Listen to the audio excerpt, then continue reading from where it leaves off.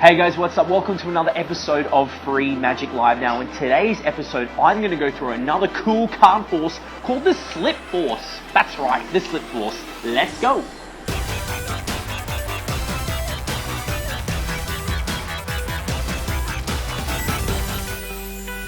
Yo! What's up? I'm just chilling out here in Khan Casa Garden in District 1, and we've got the T. Hello, T-Man. How are you? Look at this guy. Get a shot of this guy. It's like a very gardeny, flowery kind of vibe here. They're wearing like bird t-shirt colors. Thank you. And it's got some cool tea, which has got a cool color. Let's just pour this for dramatic effect. Here we go. Ready? I'm gonna get a real cool shot of this. Wow. Look at that tea. And it's got a cool color too. How cool is that? Like for that. Anyway, so in today's video, I am going to move this out of the way so we get the shot right. In today's video, I'm going to go through a move called the Slip Force. Now, of course, you would have seen the Slip Force in a performance video we did a couple of weeks back. You can check it out. It's on the description underneath this video. It looks something like this. Someone says stop, right? Oh, sorry, the cards are all normal, by the way. Someone says stop. Wherever they say stop, I say sure. You want me to go one card further, two cards further. Wherever they stop, I can tell them to grab the card, and I know the card is a joker. All right, making sure it is a joker. Make sure I didn't stuff up the move.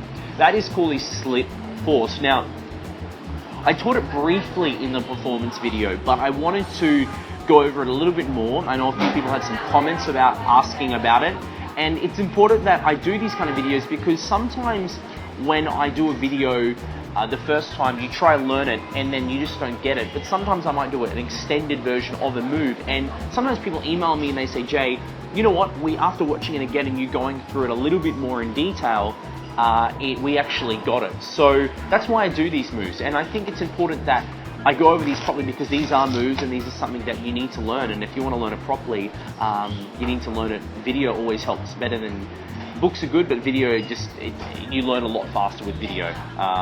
I may get in trouble for saying that, but that's what my opinion is. Anyway, so this is how you do it. Firstly, you're going to start in mechanics grip. Okay, if you don't know what mechanics grip is, you have to learn it, and it's just a way to how to hold the cards very naturally and very professionally. This is how you would hold them is if you're handling cards, right? If you don't know this move, it's in the description below. All right, so this is what's going to happen. Your thumb is going to run down the side of the deck, just like this.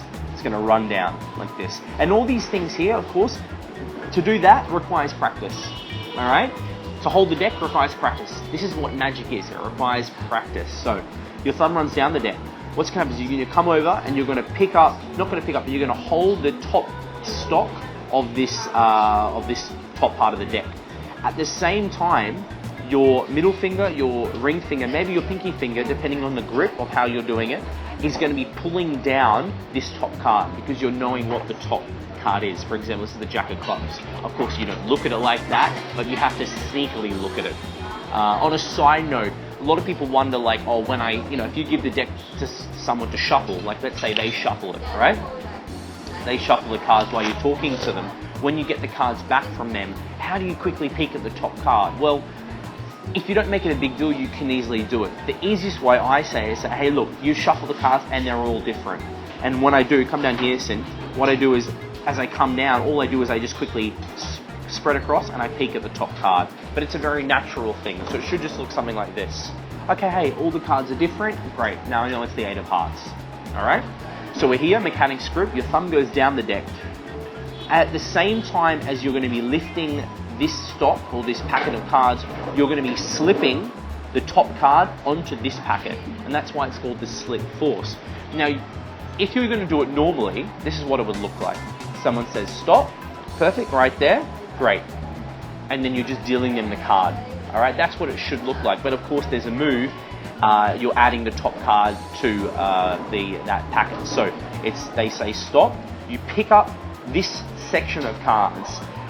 What's going to happen is you're sliding this card down, and then what you're doing is you're handing that to them. Now, usually, if you're doing it smooth enough, they shouldn't see anything, right? Because something that I've explained before in my magic and when I'm explaining the slides is, I find a lot of people, when they don't know a move properly, what they do is they do something really big.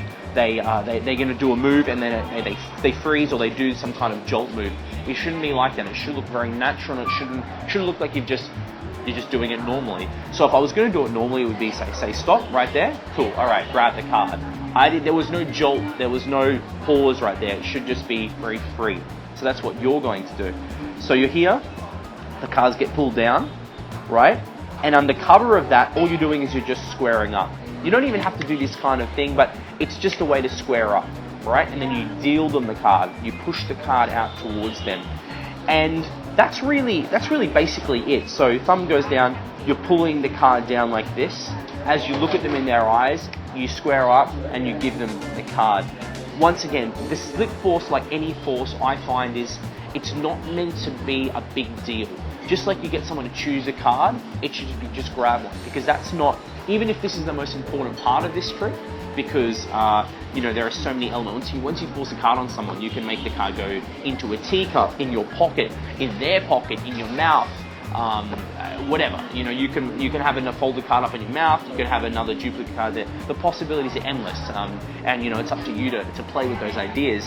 But what I'm saying is, once you do the move, right, it shouldn't be a big deal. It should just be like, okay, just say stop. Cool. All right, no worries. Grab the card, take it around, show everyone. You're done. You're absolutely done. Now, one more important thing as well. Sometimes, I don't do this often, but sometimes people do this and they go, say stop. And they say stop. And then you go, do you want me to go any further? Right? And people go, yeah, 3 cards. And you can go 3 cards right there. Cool. All right, no worries. Take that card. Okay, and I just did the move right there. To me, honestly, I don't think it's important. I think if you get a spectator who wants to go further, you can do that. But if you say to someone, if you get them to shuffle, right, and they're happy with that it's a shuffle deck, right, and they know it's mixed up, and you ask them to say stop, and then you get them to take the card, they shouldn't question it, right? But there's always going to be that one tough person that's going to question it. But that's okay, because even if they say, you say to them, okay, do me a favor, so say stop. All right, you want me to, yep, and they go, actually go 2 cards more. Okay. You're happy? Do you want me to go any further? And they go, yeah, 1 card.